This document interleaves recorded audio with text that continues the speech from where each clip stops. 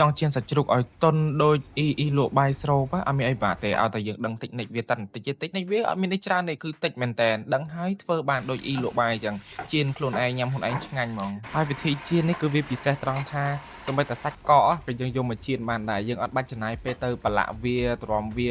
ចូលជៀនហើយត្រូវរំលាយវាឲ្យលាយសិនណាឲ្យវារលាយសិនទេគឺយកមកជៀនបានតែម្ដងអាសាច់កកហ្នឹងវីដេអូនេះរៀងប្លែកខុសគេបន្តិចដោយសារតែខ្ញុំអត់បានដាក់គ្រឿងផ្សំហើយព្រោះអីរសជាតិយើងញ៉ាំខុសគ្នាអញ្ចឹងយើងដាក់តាមនឹងទៅអ្នកនរគ្នាធ្លាប់ប្រឡាក់សាច់បែបម៉េចដាក់គ្រឿងតាមនឹងទៅហើយវិធីធ្វើក៏ខុសដែរអ្នកនរគ្នាឃើញខ្ទះអត់ស្ងួតទេគឺខ្ទះសើមព្រោះអីខ្ញុំជៀនប្រើទឹកខ្ញុំអត់បានដាក់ខ្លាញ់ទេអញ្ចឹងទោះបីជាវាអត់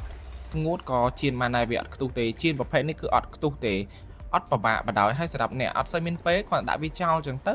ហើយទៅធ្វើការអីផ្សេងបានហើយយើងចាំមើលវាតាមមកសន្ទុះយល់ថាទុកចោលវាមកសន្ទុះទៅវាឆ្អិនហើយវាស្រួលមែនតើណាជៀនប្រភេទនេះហើយរបៀបដែលយើងដាក់ទឹកហ្នឹងយើងមើលមិនដឹងថាដាក់ទឹកប៉ុណ្ណាដាក់តាមមកល្មមលិចសាច់បានហើយកុំឲ្យវាពេញឆ្នាំងពេកណាពេញឆ្នាំងនោះវាទៅជាស្ងោរមិនជៀនទេធ្វើបើយើងជៀនដាក់ទឹកមែនតែដាក់ទឹកមកល្មមដើម្បីឲ្យវាឆាប់រីងទឹកអស់ហើយយើងហាន់វាយើងវះវាសប៉ែតអញ្ចឹងគឺវាស្រួលទេតែមួយផ្លែគឺវាឆ្អិនហើយវាឆ្អិនដល់ក្នុងវាមិនអាំងឬក៏ជៀនទេអានឹងប្រើពេលយូរតែអានេះវាស្ងោរហើយជៀនសំខាន់យើងអត់ប្រើខ្លាញ់ទេខ្លាញ់ដែលមានឃើញនៅក្នុងវីដេអូហ្នឹងគឺខ្លាញ់ដែលបានពីអាស្បែកជ្រូកហ្នឹងឯងហើយទិញយកអាសាច់មានខ្លាញ់ចឹងមកបានជៀនឆ្ងាញ់ធម្មតាបើអ្នកទាំងអស់គ្នាទៅទិញសាច់សុទ្ធយកមកជៀនវាដែរឆ្ងាញ់ហីយើងមិនមែនញ៉ាំងៀតជ្រូកទេណាយើងញ៉ាំសាច់ជ្រូកជៀនដែរហើយនៅក្នុងវីដេអូហ្នឹងអ្នកទាំងអស់គ្នាបានឃើញហើយនៅពេលដែលខ្ញុំចាក់ទឹកចូលហើយគឺខ្ញុំដាក់គ្រឿងក្រៅចូលអាគ្រឿងក្រៅប្រឡាក់ហ្នឹងគឺដាក់ចូលអញ្ចឹងអាទឹកហ្នឹងឯងគឺវាមានជាតិដល់ពេលដែលវារីងទឹកអស់វាគឺចូលទៅក្នុងសាច់ជ្រូកហ្នឹងឯងហើយសាច់ជ្រូកហ្នឹងគឺមានជាតិបដ ாய் អត់បាច់ហត់មកអង្គុយប្រឡាក់រងចាំឲ្យវារលាយទឹកកកអស់ឬក៏រងចាំឲ្យវាចូលជាតិសិនទេប៉ុន្តែវិធីធ្វើនេះតាមដែលខ្ញុំធ្វើយូរណាស់មកហើយគឺ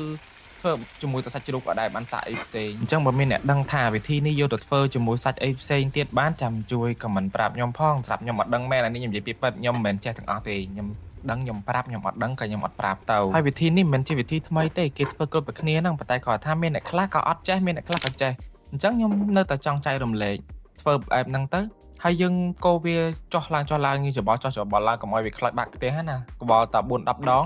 រីងទឹកអស់អាចយកមកហាន់ញ៉ាំបានដែរហើយអាចមើលក្នុងវីដេអូនឹងបានណាសាច់ជ្រូកហ្នឹងគឺនៅស្រស់គឺសាច់វានៅទន់ដោយសារតែយើងអាចបានប្រើខ្លាញ់ព្រោះប្រើខ្លាញ់វានឹងធ្វើឲ្យក្រៀមតែបើអ្នកចូលចិត្តជៀនជាមួយខ្លាញ់ក៏តាមហ្នឹងទៅខ្លាញ់មួយតោនទៅហើយអាការជៀនប្រភេទហ្នឹងគឺចំណេញពេលមែនតើដាក់ចោលហើយយើងធ្វើអីផ្សេងបានអត់ងាយខ្លោចទេ